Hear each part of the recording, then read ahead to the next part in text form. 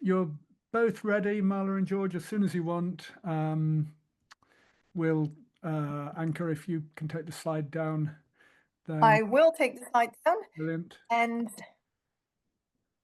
We've got a couple of minutes, so let's wait 2 minutes, shall we? We just say hello.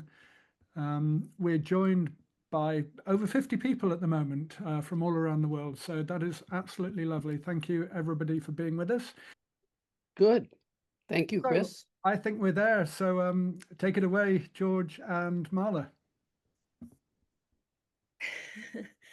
Hi, everyone. Thank you for having us. And wow, what a super energetic session from Georgia. We're going to try and follow in your footsteps. Don't think we're going to keep up. But anyway, so me and George are in Singapore. So we're on the other side of the world. It's about 8 p.m. At the moment.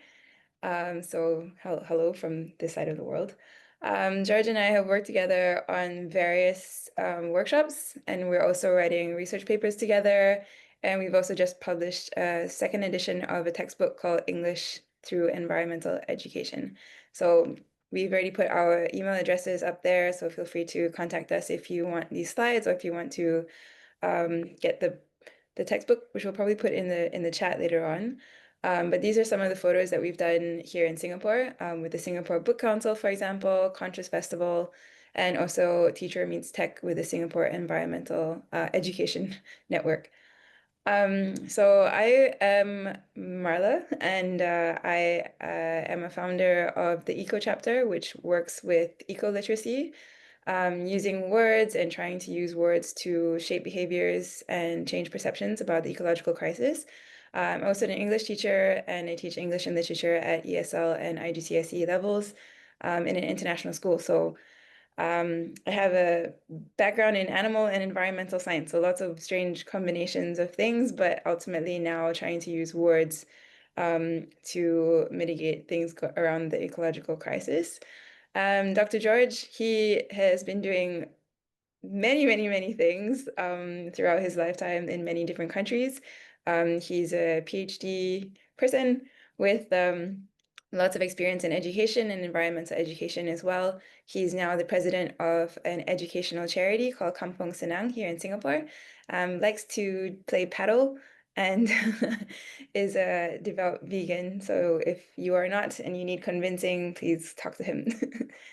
George, you have anything else to add? Well, just to say that if you like what Marla says, you can read her regularly on Substack, right? So she's a brilliant writer. And I don't know if I should say this, but I understand that Marla's parents are in the audience. So I've never had the pleasure of meeting them. Let me say hi. You have a great daughter. Yeah, I think my parents are in the audience. They've started following me around now, so pop up. Welcome, Marla's parents. Yeah. All right, well, let's get on with this before I get too nervous now that you've reminded me that my parents are in the room. Okay. All right, well, so today we're talking to you about writing for the planet, and until quite recently, nobody was connecting sustainability and environmental education with English or language, but sadly, the numbers are getting too high to ignore. And a staggering 400 million students globally have experienced school closures from extreme weather since 2022. So it's really like something that we cannot ignore anymore, and we really need to start putting education and the climate together with all kinds of teaching, not just in science and not just in environmental science, especially, and definitely not just in sustainability. It needs to be something that everybody talks about, and as educators, we have the ability and the opportunity to share this news to all our students and also to our fellow colleagues. And as Georgia mentioned before, if you are a leader, you are in an amazing place to be able to enact change through your leadership roles. So here we talk about also like the idea of sustainable development and environmental education. This is a part where we are now intersecting education and sustainability with environmental literacy. So it's not just like somebody else is going to do it, somebody else is going to save our planet. The environmental scientists will do it, the people over there, the governments, the politicians. It's really that we need to foster a sense of environmental stewardship among all learners, and get everybody in the planet to start talking about the climate crisis and what we're all going to do to save our species, because ultimately the planet will still be here, and it's our human species that we need to start thinking about. So we're really lucky in the language department, because language is really the key to our decisions, our relationships, our dreams, and our actions. Everything that we do, we start with language, with a thought, with the way we speak, our narratives to ourselves. And I'm sure you know that words are so powerful. There must be a time where you knew that like one word fouled your whole day, or one word just made you super happy. So just that one word, can change your mood, can change your day, and maybe even change your week or your month. So their meaning crystallizes perceptions, and that really shapes our beliefs, drives our behavior, and ultimately creates our world. And perceptions can be so greatly influenced by the words that we use. So when we're talking about the planet, for example, if we talk about the planet, that's a way of saying that it's somebody else's planet. It's something over there, and there's a huge disconnect. Versus like if we talked about our Earth, like Mother Earth, we would treat it in quite a different way, just from changing the way the words that we're using. So today we're talking about how we can use words through writing, in order to better our planet and our futures. So Some Words to Live by Dr. George Jacobs. Okay, so yeah, we stole all these from the internet, but they're true. Don't let what we can't do stop us from doing what we can do. So what we're presenting at this workshop is not some big project that's going to last for years and involve thousands of people. It's just something that each of us can do. So we're all, as the second quote says, we're all unique, just like everyone else is unique. So we want to use writing to reach out. We're English teachers. We want to try to get our students to write, to communicate. The output hypothesis, all that is good stuff. And we can combine that with protecting the environment. And one of the great things about the environment, as is mentioned in the third quote, it's very universal, that we can't just look out for number one, because the environment is impacting all 8.2 billion of us, not to mention all of our fellow earthlings. And this is probably the most famous quote here: don't do nothing because you can't do everything. Do something, anything. So we're going to show some examples of small things to do, but small things add up. And I liked what Anka said earlier today about praising, about being positive. So a lot of people think writing means complaining, and sometimes it does, but there's a lot of power in praise. Just like Marla was saying, one person can say one kind word to us and it can lift our whole day. So everyone's heard of positive reinforcement, seeing what people do well, pointing that out to them, but making it specific. Don't just say you're an environmental hero. Say what they've done to be an environmental hero. Show gratitude. Gratitude and praise are a great combination. Next slide, please.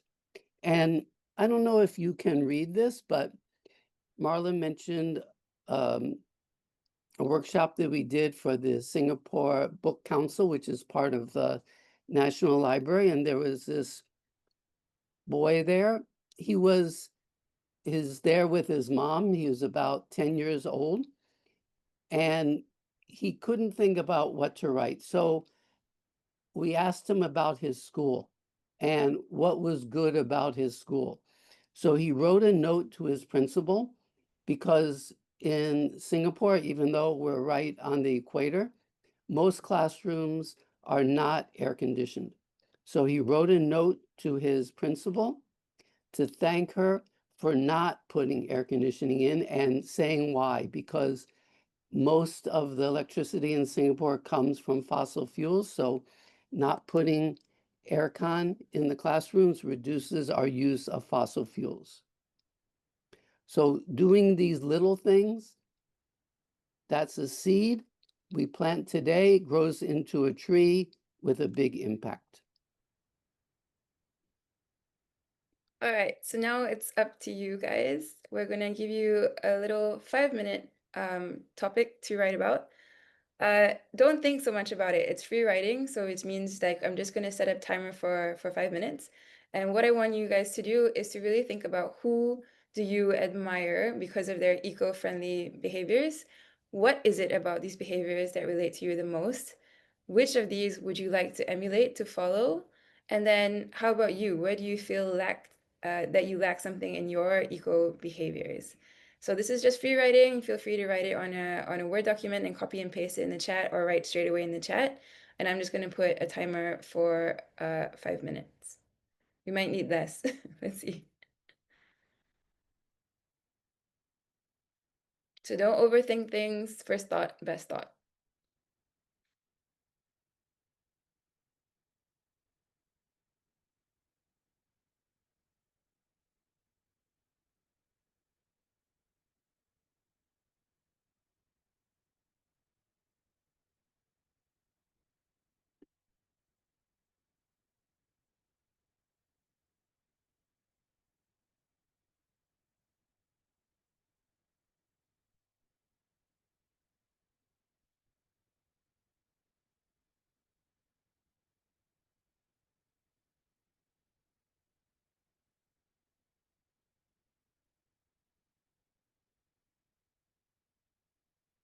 So you already have our first addition in the chat. I admire Harry Waters' devotion as well as his daughter Ali and wife Gemma. Organizations like this, workshops, etc. Too, they give inspiration and hope and ideas.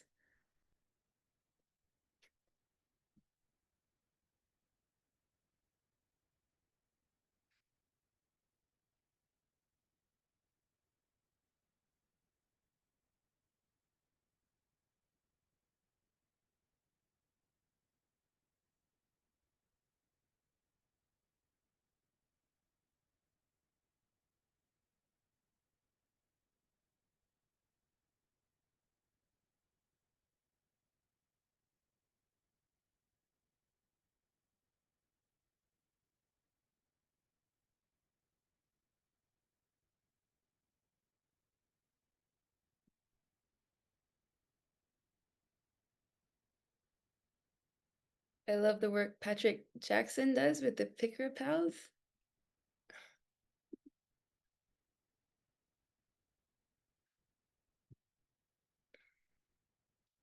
Chris says, I look up to the Guardian writer George Monbiot for his honest and fearless writings about UK environmental issues. He's brave and never worried about taking on the current establishment. His articles are always well researched and very human, fearless. I agree. Yeah, I'm also a fan of his. Yes.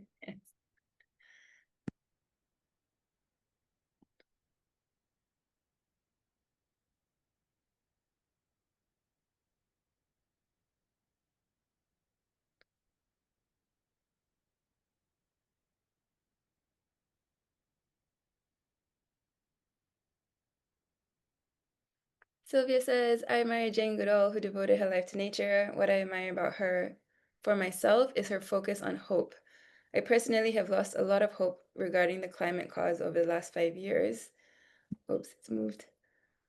In spite of initially being what some call an apocalyptimist, I would like to remain hopeful and to inspire others, teachers, students with hopeful stories of living and being in order to nurture our living world. Jane Goodall just came to Singapore like 2 months ago, so it was really nice to see her again. Noria says, my father is that person due to his sustained work, and that's what I want to emulate. I feel lack in getting tired and can't follow. We have many, many people starting to upload their writing. Hossein says, I admire one of my colleagues who uses less plastic products in his personal life. Even he tries paperless class. I sometimes feel like I'm not like him, particularly while using any product. I do not use the product. Use less plastic items. But of course, I follow him. I try next time. Good. Try next time. All right, we're down to our last 50 seconds. I look up to all the people, movements around the world that are doing so much better for a better world. Anne says, I'm a fan of Hannah Ritchie, who presents realistic data, which is often not always showing positive trends. She's very good at finding the right perspective, whether it's in 5 years on solar power surges or thousands of years later for other topics. I And Eric, never heard of her. Who is no, I she? don't know who that is either. We've got David Attenborough coming from me, which is strange because I didn't write anything. We have another Marle here. Somebody else has my name. My mother.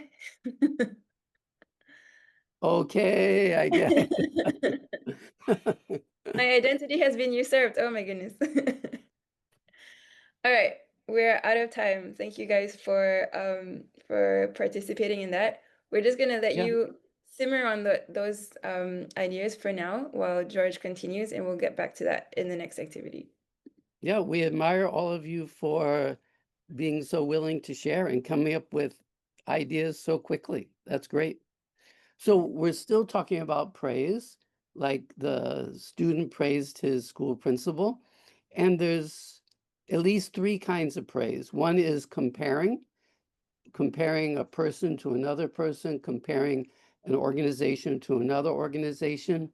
That kind we're not that keen on, but the other two kinds we think are good. One is based on a criterion. So based on that criterion, how well are you doing? Or what's called ipsative, where you're comparing a person to themselves in the past and how are they doing now. So yourself or another person is a kind of comparison. So the key point is we see something to praise, don't let it go. Right away, praise it. Next, please. And the point is that anyone can praise anyone else. So it doesn't matter if, like, the student can praise the principal. It doesn't matter that the student is below the principal in the hierarchy. So in an organization, it can come from anyone. That's why it's 360 degrees. If we're talking about a company, it could be customers, competitors, staff, outside observers.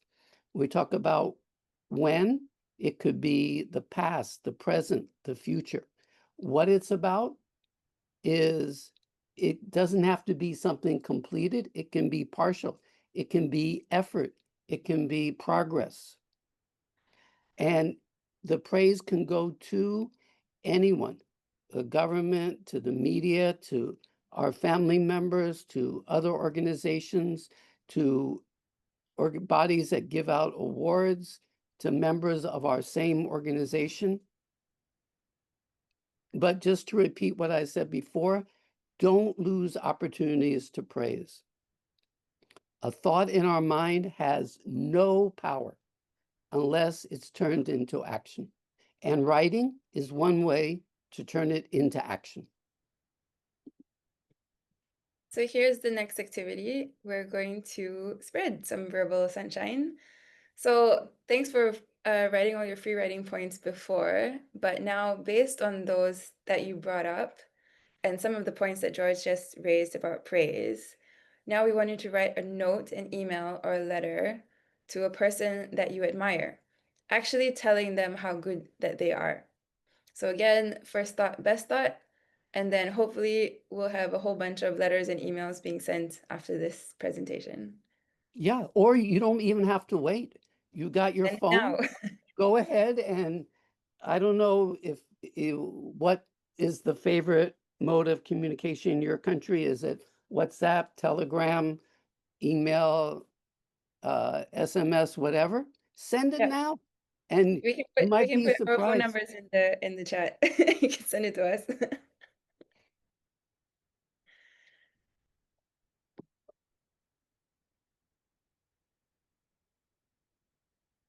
So Marla, if I you like feel what you like, wrote about first thought, best thought. I hadn't heard that one before. yes, I'm gonna don't think. definitely gonna steal that one. Yeah, so if you guys are typing it out somewhere else on your email or on your phone, feel free to copy and paste that into the chat so we can all see it as well. To right now, yes. Why not? Don't lose, like George said, don't lose any moment to praise. Yeah, I do this in some of my classes. This is with adult learners, and it's like a 1 hour class, and I say that I guarantee that by the time our hour is up, at least 50% of you will have gotten a response. And I've done it like 35, 40 times. Never fails because people love to be praised. Although they might think you're a little crazy because they're not very used to being praised. George is the best for compliments and praise. He's like the freest praiser I've ever met, ever. So you guys have Thanks. about 3 minutes left.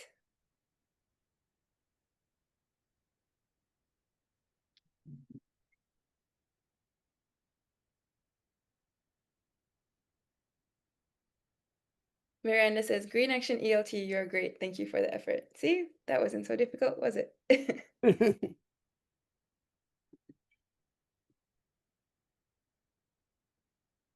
Rachel says the same. I admire selfless people who dedicate their time to such important events. Thank you. Hey there, keep going. Hugs. Yay. Yeah, and I like what Noria said about, yeah, we're talking about writing here, but we can also praise through touch or even through our look. Girl looks, yeah.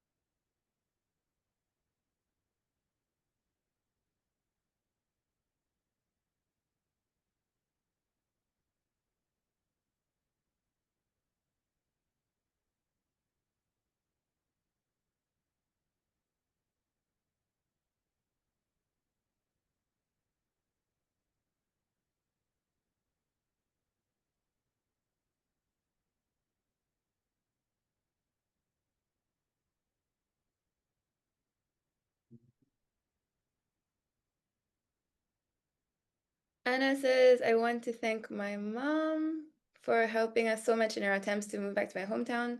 She supports us through her contacts, through meals, watching my daughter. I also want to thank Green ELT to respark the desire to raise green topics and to be positively sustainable in every act. And I hope you send this message to your mom as well. And my mom loves the idea of verbal sunshine as opposed to verbal diarrhea. Ha ha. That was not the instructions, mother. But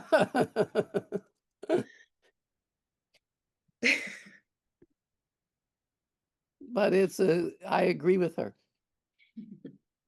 See? The best praiser ever. All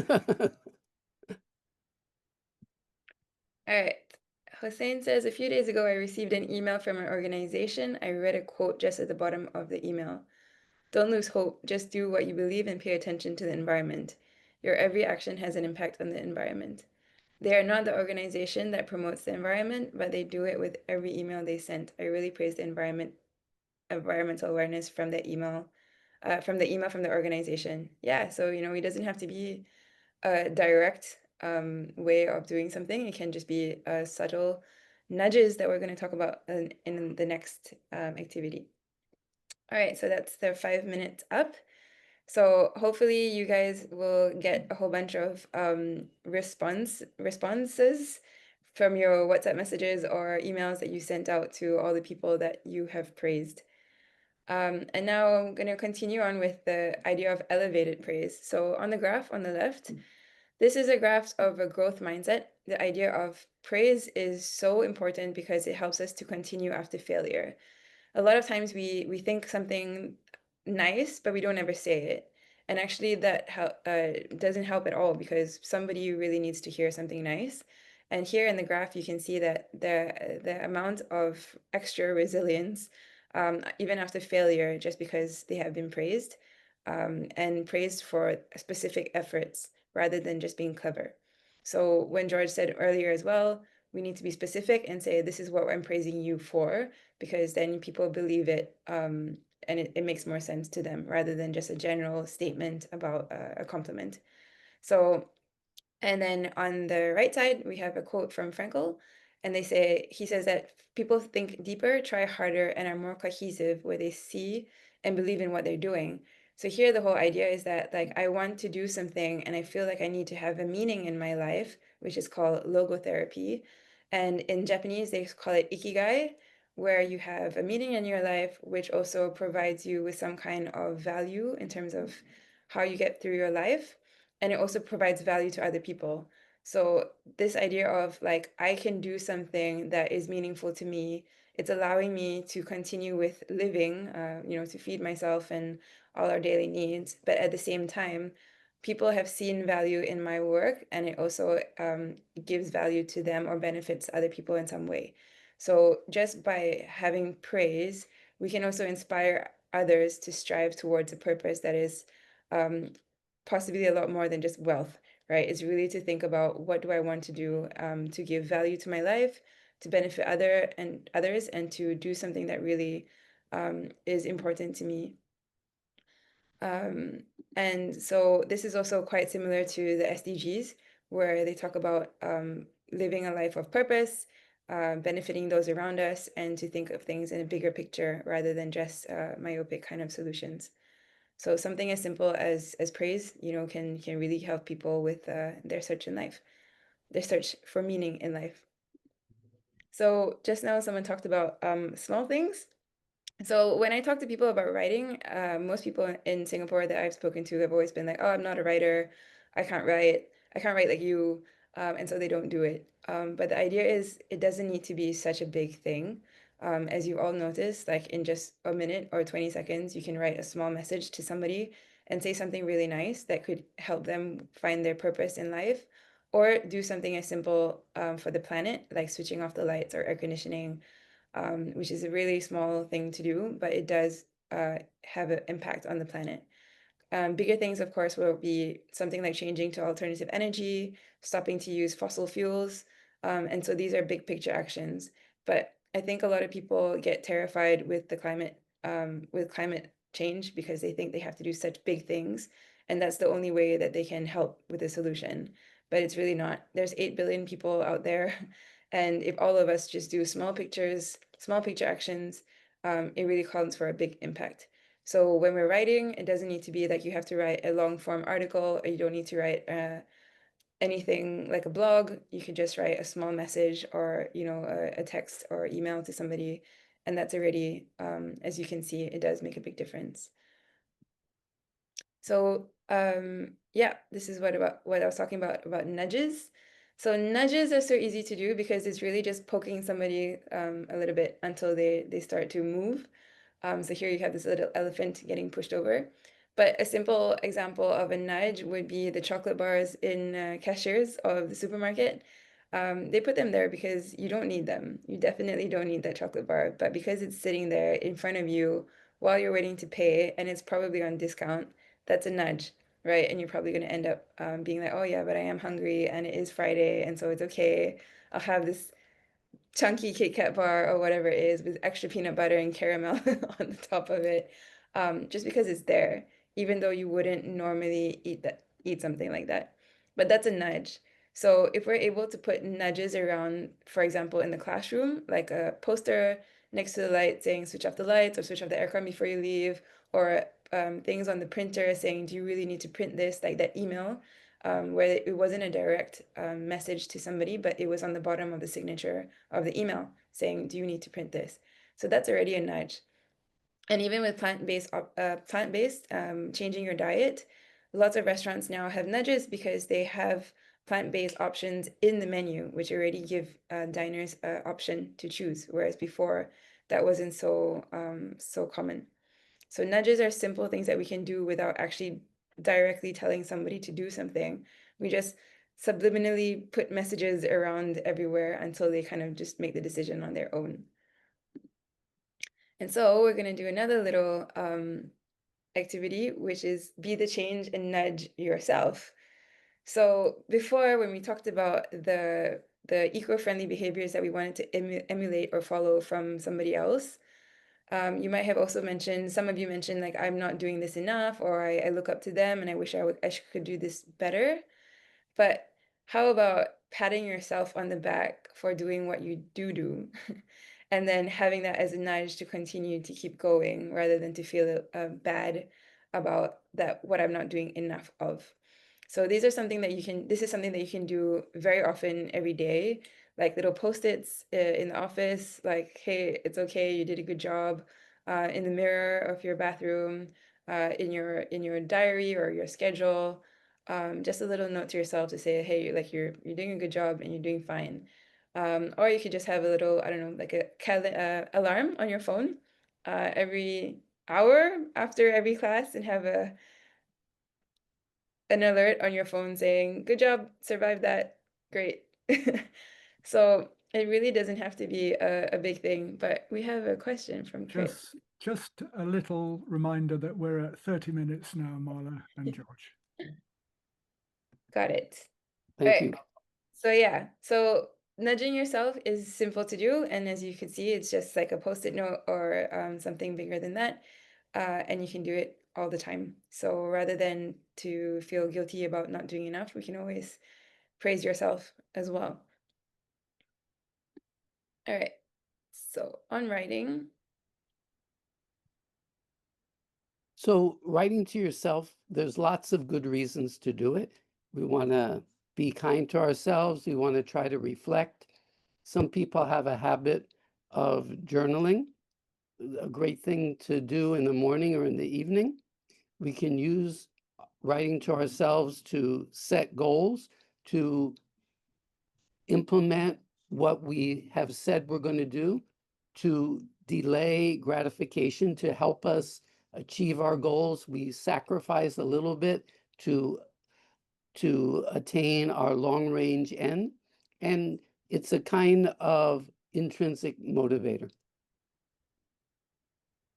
We can also write to the media. That's the more typical way of doing it. Like in Singapore, the leading English language newspaper is called the Straits Times, and they have a forum page. But of course, you got to play by their rules, and they make their rules very explicit. So you've got to fit to that. What I try to do, but I've never really succeeded, is to try to build a relationship with the people who edit the forum page so I can bounce ideas off of them. That never worked, but another media outlet in Singapore, Channel News Asia, the people there are a little bit more communicative. But I'm always on the lookout now that, there's so many online newspapers or other kind of publications to work with those people. Next, please. And then, of course, writing to individuals. And, we talk about global warming and how the world's getting to be a warmer place, but in many ways, the world is a pretty cold place. You hear about all the epidemic of loneliness. So writing to people is a way to warm up the world a little bit. And we might be surprised by the kind of warm reaction we get. Like, I wrote to somebody the other day, I hadn't seen them for 40 years. Wow, it was so nice to reestablish ties. Most of you are too young to have known anyone for 40 years ago, but yeah, let's use it as a way to warm up our world, and we can do the environmental message at the same time. Next, please. So when we're thinking, lots of our thoughts just disappear. They kind of go all over the place, like leaves on a stream or clouds in the sky, and then we end up losing a lot of the things that we would probably be quite useful. And so writing, what that does, it conserves these thoughts. And as educators, this is super important because so many times, like Georgia said, she comes with like plural notebooks to take all her notes. And these are the things that we need to do because sometimes this is what we want to pass on to our students and our learners. So, as part of teaching the causes and impacts of global warming, educators can create space for students to identify, understand, and express their feelings about what it's like to live on a rapidly changing planet. But the thing is, a lot of us as educators, if we're not educated in the environmental science of climate change world, it's quite difficult to then give that message on to students, especially if you're an English teacher or literature teacher, for example. I know in the school that I teach in, nobody has any idea about any of this. And then it's quite difficult then when students ask questions or when we can see something going on outside. Like in Singapore, it's crazy weather. We're on like 33 to 34 degrees, but at the same time, we're still having thunderstorms, even though they should have stopped in February.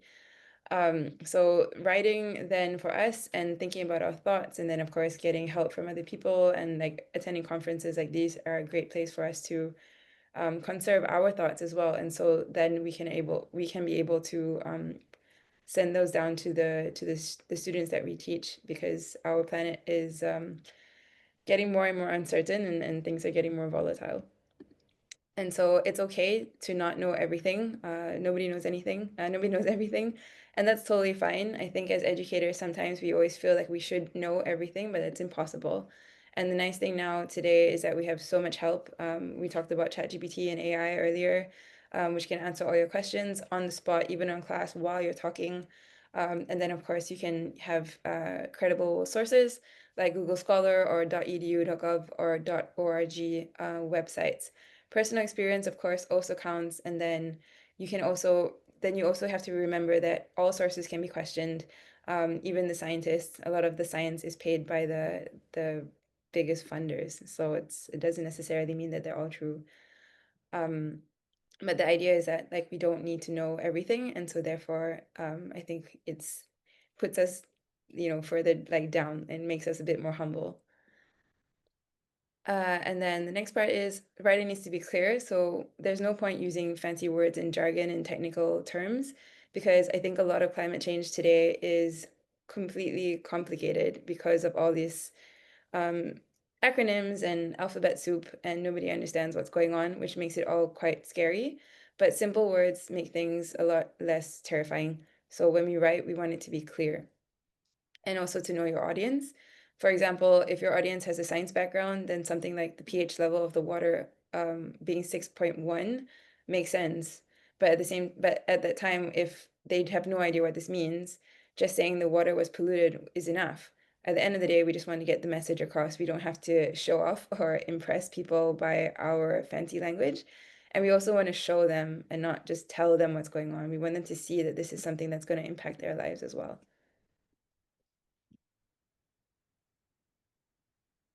Yeah, so it isn't about only teaching others, we're teaching ourselves too. Because as we write, we need to be clear. We need to get more information, like Marla said. And and by the way, we found all these drawings on LinkedIn. And they said anybody could use them. And we say the same thing. We're happy to send you all our slides. We hope that you steal all our ideas, including re-stealing the ones that we stole.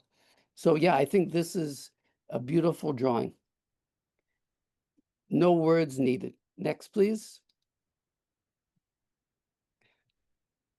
It's good to get input from others because we think something is clear, but other people will tell us, oh no, it really wasn't that clear. Or maybe we're sounding too angry or not angry enough, or it's hard to find our own typos. So other people can help us to do that. And I think everyone has heard this term global Englishes, so we shouldn't be so tied to you got to speak perfect standard UK or US English, that other kinds of English, like in Singapore, we have Singlish. I think there's a lot of value in that as well as in other languages. Next, please.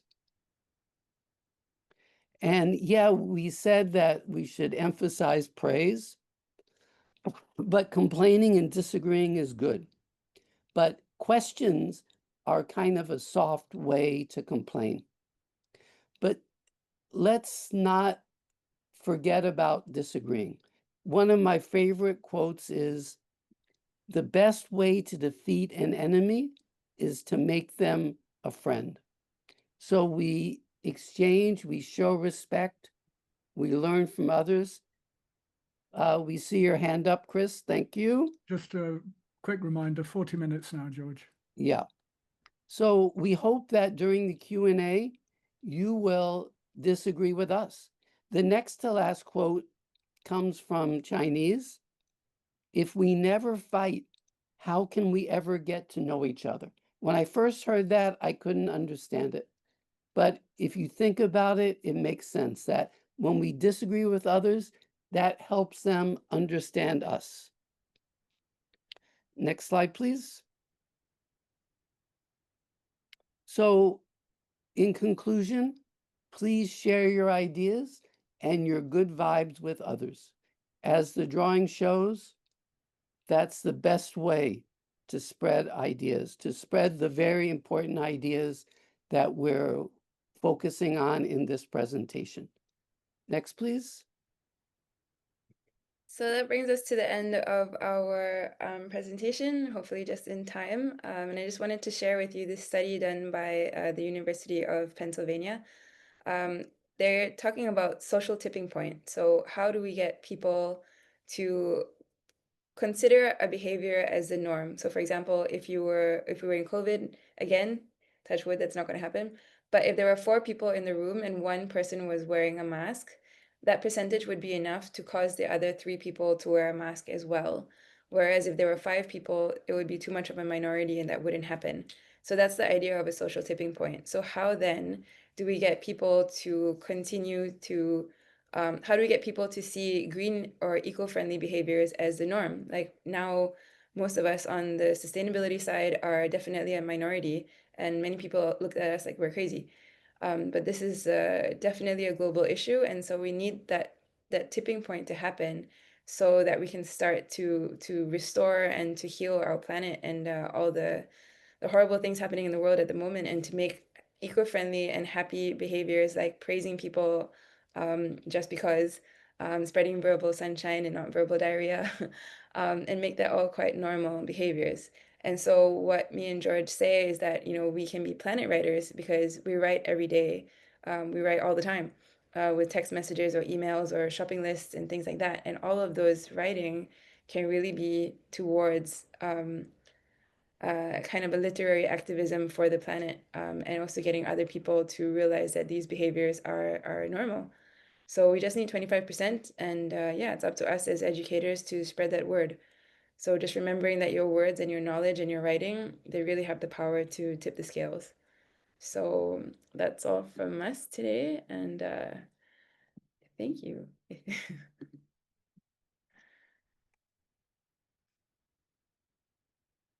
I have a question from Rachel. Are thunderstorms common in Singapore at this time of year? Why do you say they don't talk about environmental issues in the classroom? Is it not topical at your primary schools? So no, thunderstorms are not really common at this time of the year. Our monsoon season is usually from like November till February. We're in June. And it's also this huge difference between like super hot and very, very humid and thunderstorms at the moment, which is a bit strange. And it's definitely getting hotter. Last year was the hottest year on record here. And so no, it's not common at this time of the year. As for environmental issues in the classrooms, it's not a normal thing in the school syllabus, unless it's a private school or a specific school that has brought that in. So it's something that we really need to get to be all over the place. Unfortunately, it's not yet. But thank goodness we have you and hopefully everybody who's been here today to spread the word, keep spreading the positivity, and we'll get there. And can I say thank you both for a very, very inspiring session.